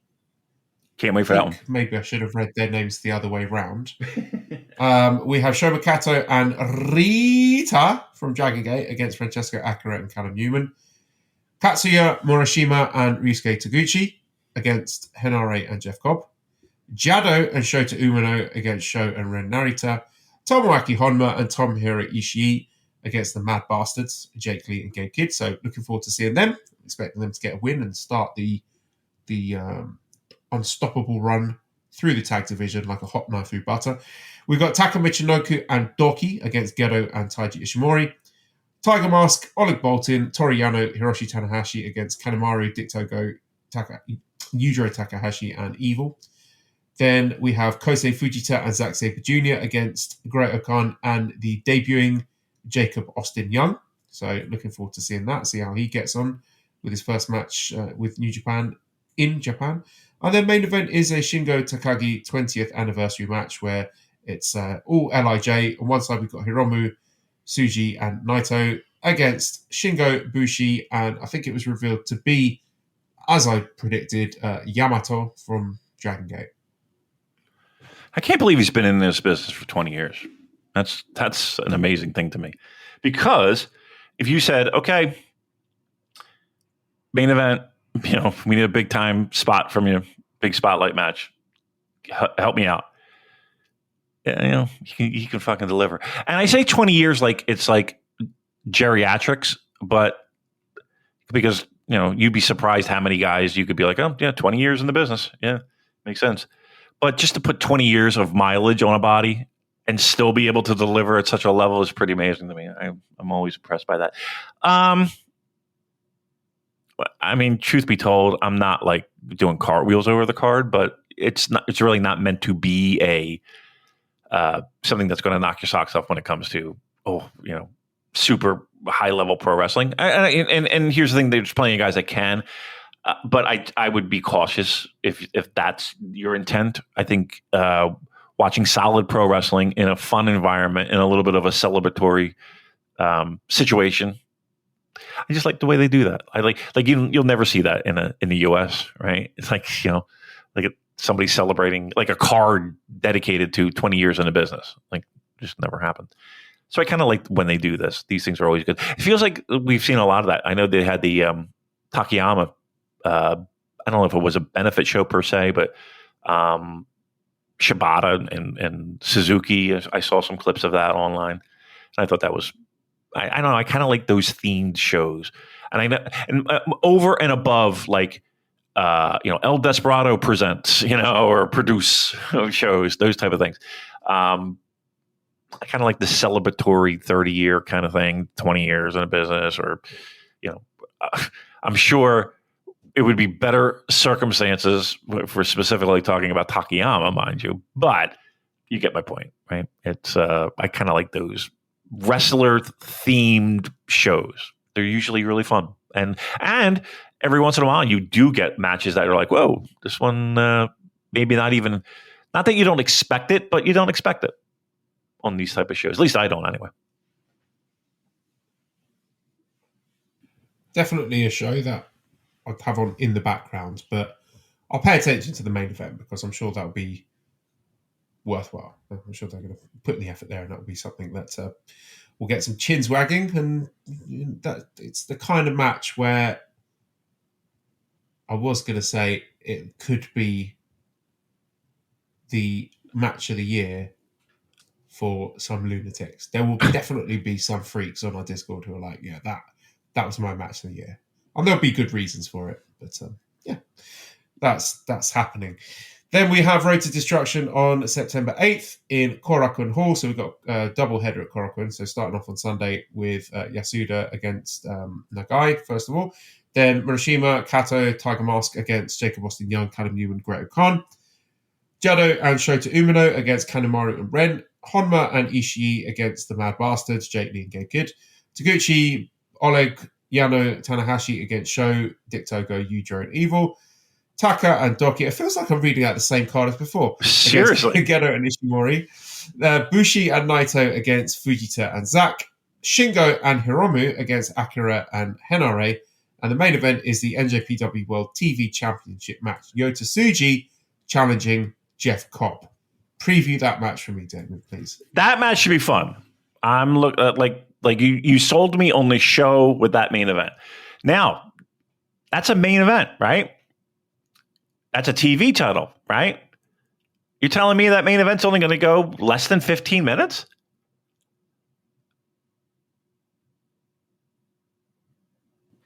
Yes, I did. I thought that was a rhetorical question, but yes, it's for the TV title, so it has a strict 15-minute time limit. Okay.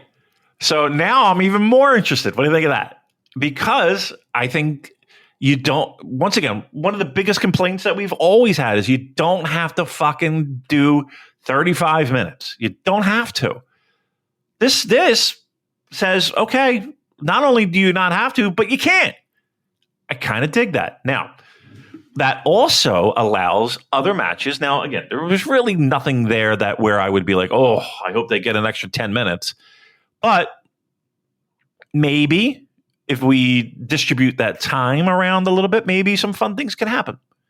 I don't know. Like, okay, so that main event is the meat and potatoes. But again, less than 15 minutes has got to be. What other match on that show would you like to see?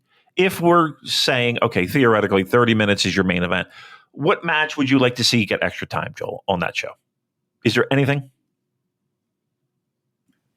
No, I like having 15-minute main event or maximum 15-minute main events. But let's just say that if we agree on the theory of main events going 30 minutes, is there any match on this particular show that you'd be like, oh, I'd like to see them get that extra time? No. Okay, then we're going home early, which is nice, right? The show will be an hour and a half. And we're wrap it up in 45 minutes. It'd be fantastic. Are you kidding me? It'd be fantastic.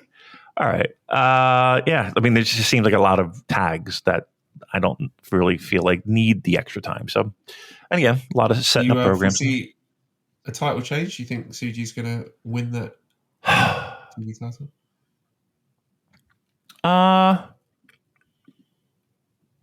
This would be the first big boy belt. I mean, singles.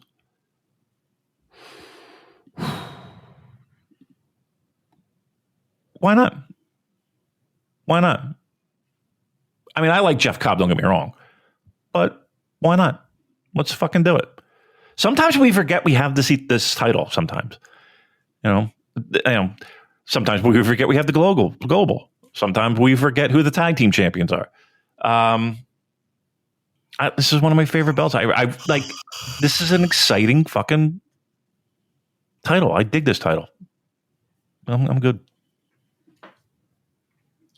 Yeah, it feels like a win-win situation. I'd be equally happy with either outcome. I could definitely see the upside of Tsuji winning it and defending it in a few sprint-style matches, which I think is strong. He is best at. Yep. Yeah, I feel like this. I feel like that plays to his strengths, right? So give him a 15-minute match. He doesn't have to go fucking 30. I mean, eventually he might have to. He probably will, and he has already to a certain degree. Like he's butt right up against it. But no, I'm okay with the title change. Let's do it. Main event on the show. Why not? Why the fuck not? Why the fuck not? We're not going to change the prestigious TV title. Well, I think we're fine. Let's change it up. Right, moving on then to the next show at Korakuen Hall, Road to Destruction, September 9th. I'm going to read this whole card again. No. I'm just going to let's just skip it all. Yeah, it's basically the same matches.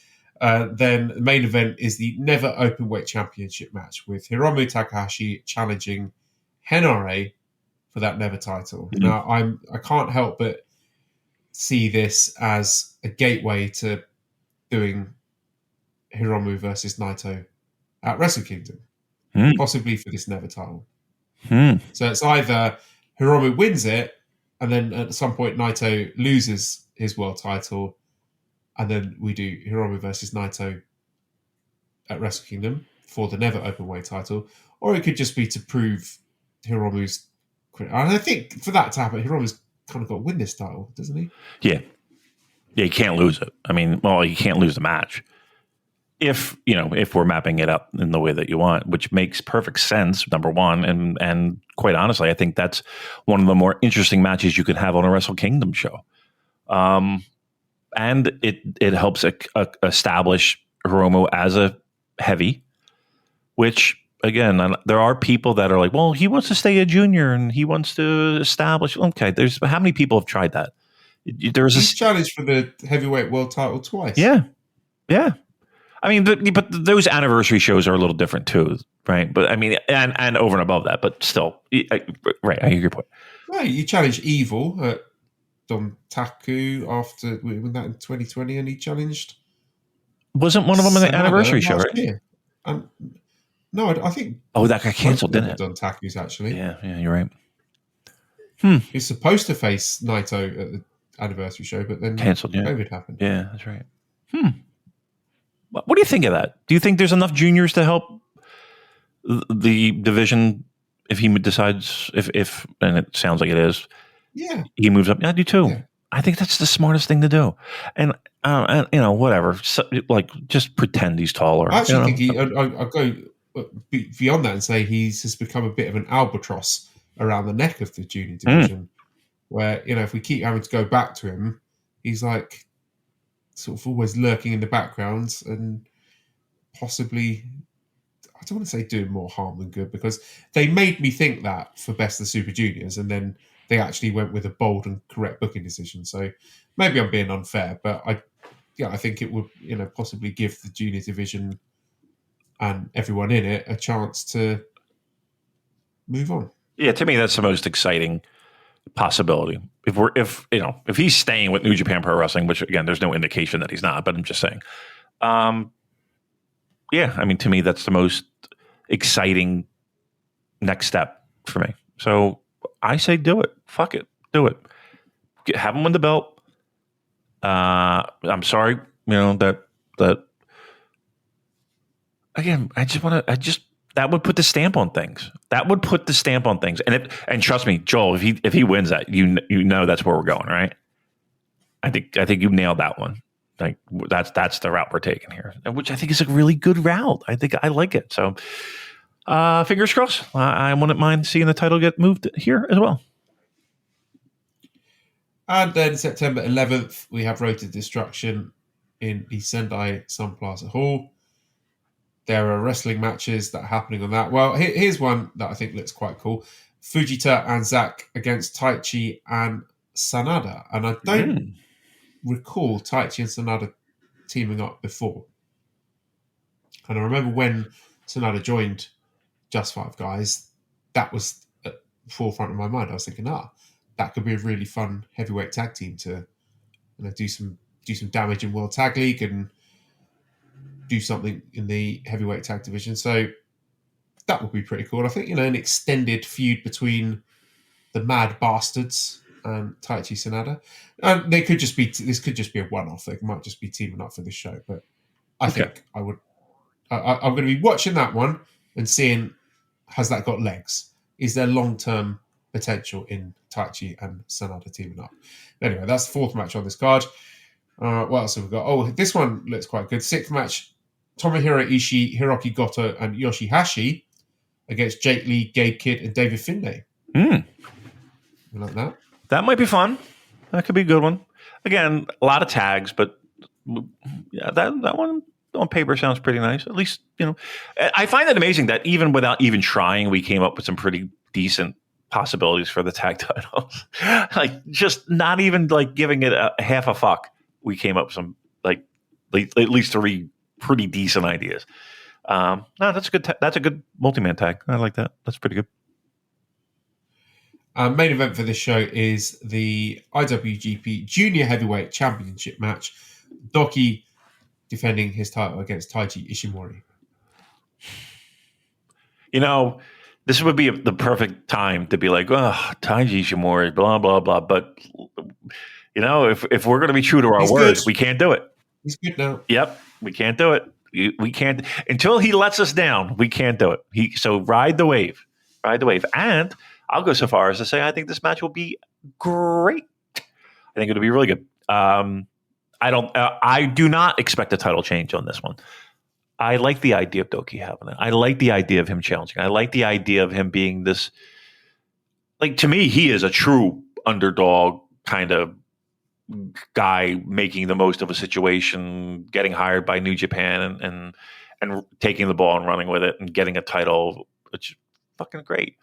Let's see what else he's got. I love to see it, and I think it would be a tired idea for Taiji Ishimori to win the title. That's not a knock on him, because I think the match has the possibility of being pretty great.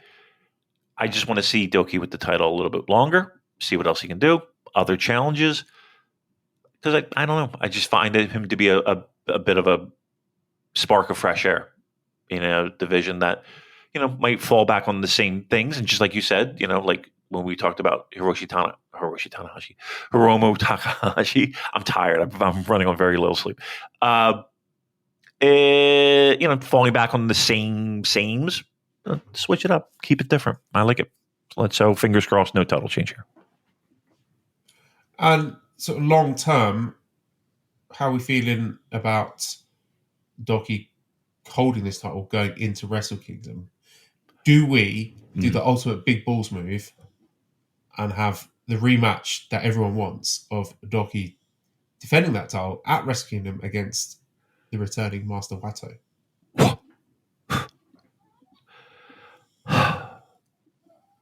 You lost me on that one. Sorry. I like it. I think it would be great. And obviously, they got the history there with Doki being the man who attacked Wato when he made his comeback during. I think it was in an empty arena show. Yeah. But actually doing that on the biggest stage, I think would be pretty cool. I think the match would be really good. Okay. It's been a while, hasn't it? It hasn't been a while. I almost forgot he was a mental. thing. They do some nutty stuff. Probably. I don't know.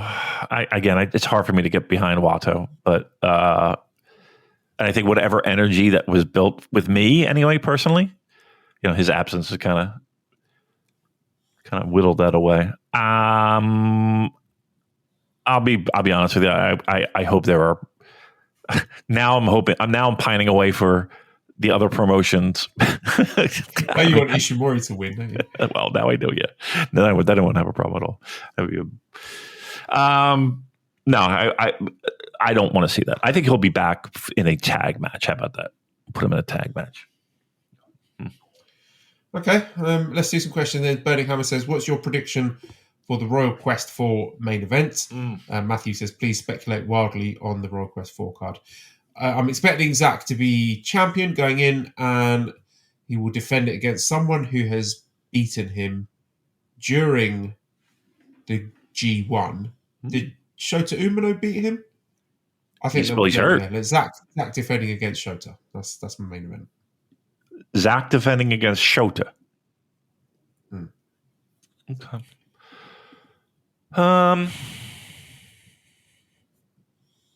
I think, I think the show will be pretty spectacular.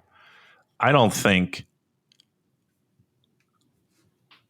people will be pleasantly surprised with not only the people that have been discussed that will be there, but the matches themselves. I think people will be pleasantly surprised. Not surprised, pleasantly pleasantly pleased, presently like happy. I think Zack is champion. I really do. I again, I've said it before.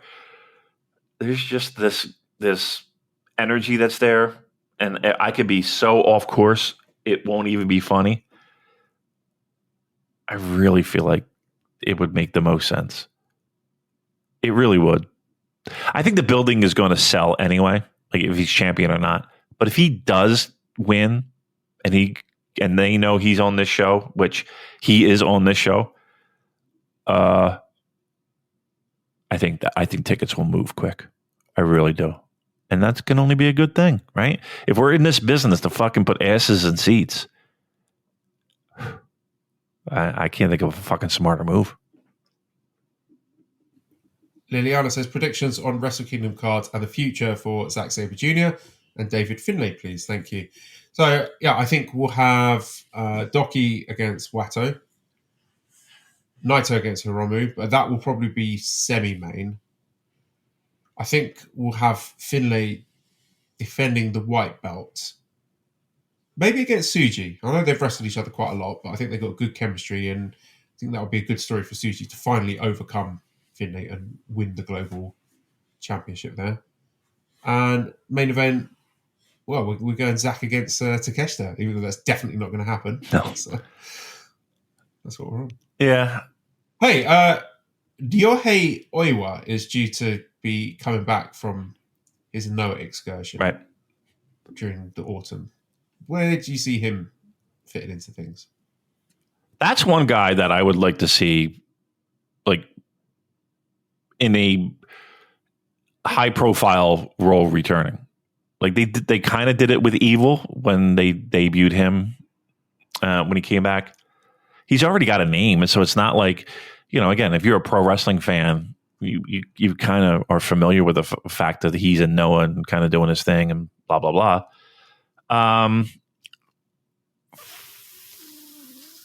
Yeah, he's one of those guys that I think, like, how do you just plop him in and just be like? I feel like just because of where he is and the time that he spent there, like I just don't think you could just plop him into like just some meaningless tag kind of thing. Like, you needed to have him debut with a little bit of thunder, a little bit of spice.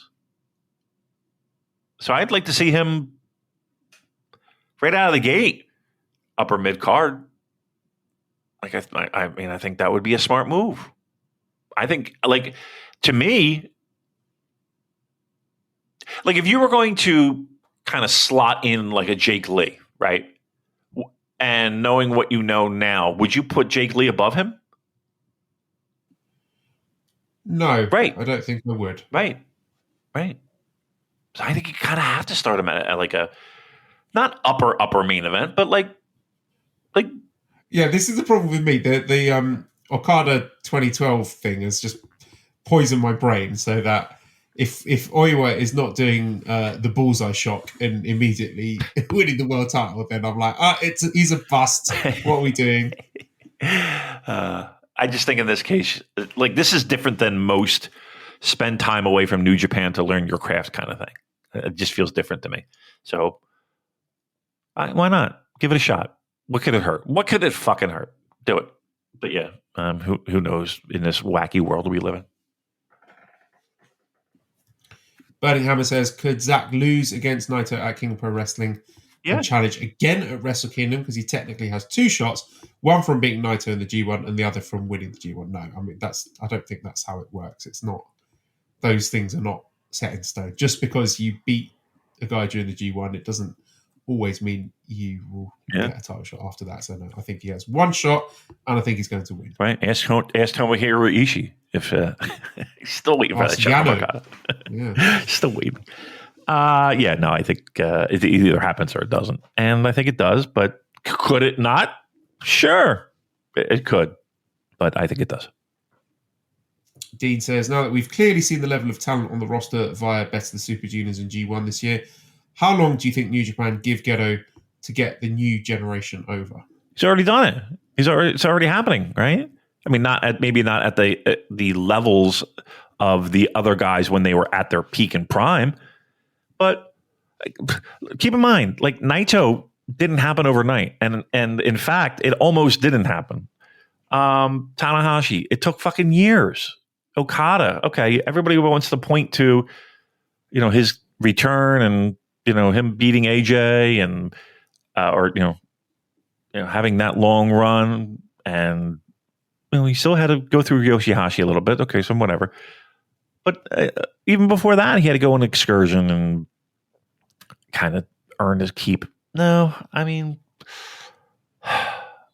to me, would I've liked it to happen because of the circumstances being different with when we had COVID and clap crowds and all that, and you would think, okay, we're coming back, we'll just start out fucking hot. That was more us wanting it to kind of jump to the levels that we were at before, because why not? Let's just fucking go. Like, I think everybody was just dying to have, and I put in air quotes, like real New Japan back. And it took they took their time, and they did it like they normally would. But there's like, it's already happening. Like, the guy was in the fucking finals of G1. We had one of them, the same guy win New Japan Cup, and he's already there. He's already over. Right. I mean, there's guys that are struggling, and there are guys that are kind of pulling up ahead of the pack, but at different points, it's already there. I mean, Ren Narita is, a pretty decent piece of a faction that nobody likes, and maybe they do, kind of tongue in cheek. But anyway, he's in the mix there. Shota. It's not set in stone, is it? It's not like, right, the three guys we have to get over are Tsuji, Shota, and Ren, and if it's not those three, then it's a bust. Because these things are not fixed. It's fluid, isn't it? We're recalibrating our expectations, where the three guys we're looking at could be Tsuji, Yuya, and Oiwa. Yeah. It's not like, well, these were the guys that were anointed as the Musketeer. So that Musketeer shit has gotten so blown out of proportion, though, don't you think? Like, it's so, like, the minute those words were uttered, I was just like, you're putting expectations on like honestly, some of the most important and influential pro wrestlers New Japan has ever had. Like, I feel like this is really unfucking fair. One. And two, then everybody's got a fucking stopwatch. When is it happening? Why is it not now? Why is it here? Why not now? Like, that's... I think most of the sensible fans have moved on from that, to be honest. And the question didn't specifically say Musketeer. It said young guys. And right, true. I'm not putting it on that. With the Tsuji blueprint, Ghetto is fine. He's managed it with Tsuji. If he sees the value in another one of those guys, then I have every confidence that he can and will do it. And look, Gabe is on his way, I would say. Yep. I think all of them. Are well on the path. Like, it's already happening. Now, again, are they headlining the Dome? No, but like, that's not going to be long. It's not going to be long. Daryl says, okay, when are we going back to Japan? I think the JCast needs to plan something. Wouldn't a JCast meet up in Tokyo be cool? Yeah, if you're paying, Daryl, that's great. You got to pay for me and my wife and 2 kids to go over there. Yeah.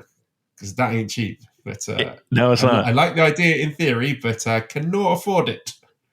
Yeah, I mean, and me, I'm too fancy. I got to be fucking. I got to sleep on that plane. I got to lie down. So I got to save for that. No, my next trip is London, pal. I got to go see the boys. So eventually it'll happen, because I know. Trust me, I see it in Cheryl's eyes when she kind of gets warmed up to the idea. So I think it's there, but she's already like looking shit up in London. So she's in full London mode. So it's not gonna be this year. I can't say it won't be next year, but we'll see. And yeah, Joel. I mean, think of this. Joel would probably, and correct me if I'm wrong, would have to go away by himself. Like, he would have to, like, just the economics of it. He would have to go by himself, right? And that ain't going to fucking happen, right? No. That's not going to fucking happen.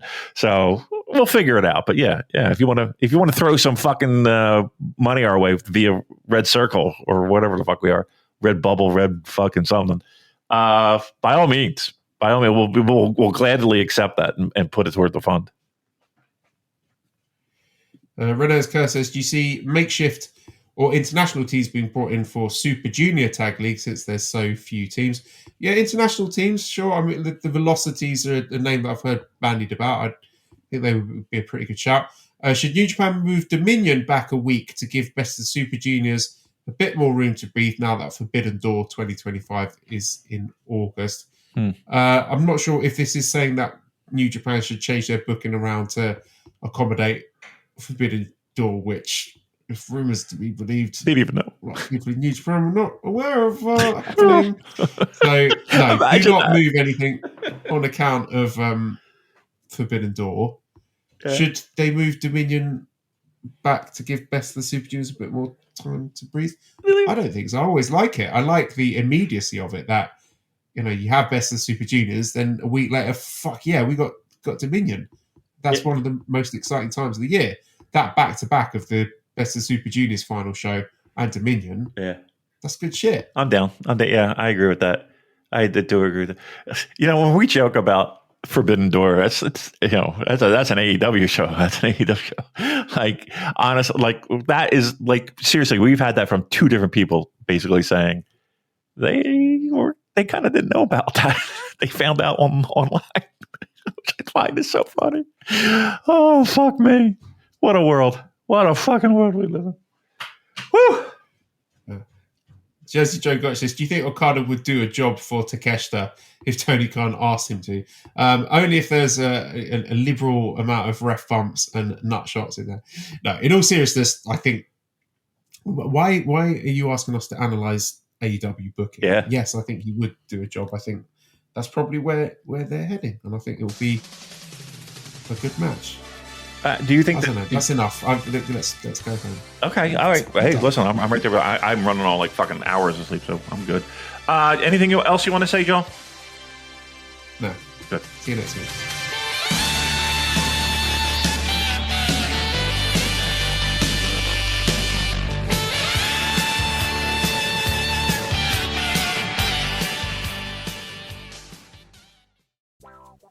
Do you like wrestling trivia?